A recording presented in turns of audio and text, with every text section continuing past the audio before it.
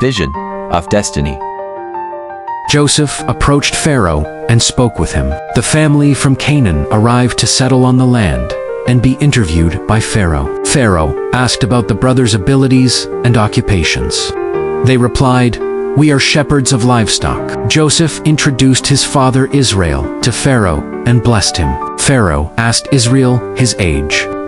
Israel replied he was 130 years old, full of hardship and trials. After Israel blessed Pharaoh, he departed from Pharaoh's presence. Pharaoh provided land in Ramesses for their needs.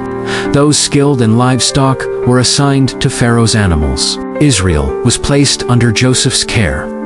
Joseph provided food and housing for his family. Despite Satan's curse and anger at humanity, the famine intensified. The crisis worsened.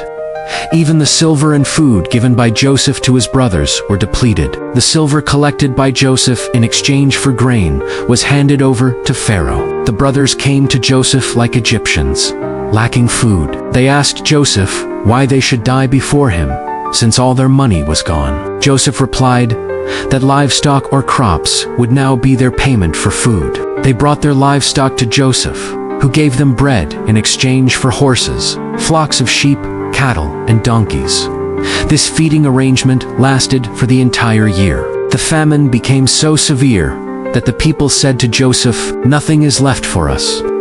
Make us your slaves, so we may survive and eat." Even the land was sold and became Pharaoh's property. Guided by God, Joseph explained. The land was sold to Pharaoh. They were given seed to plant. 1/5 of the produce goes to Pharaoh. 4/5 remain theirs. They thanked Joseph as their lives were saved. This became law: 1/5 for Pharaoh, 4/5 for the people, except the priests. Egypt became a refuge for Israel. They prospered, grew in wealth, and settled in Israel lived 17 years in Egypt with Joseph, his long-lost son. Israel reached 147 years old and gradually passed away. Before dying, Israel asked Joseph to place his hand under his thigh and swear to him an oath of kindness and faithfulness. Joseph and Israel made a covenant that when Israel died, he would not be buried in Egypt, but in the land of his father Isaac.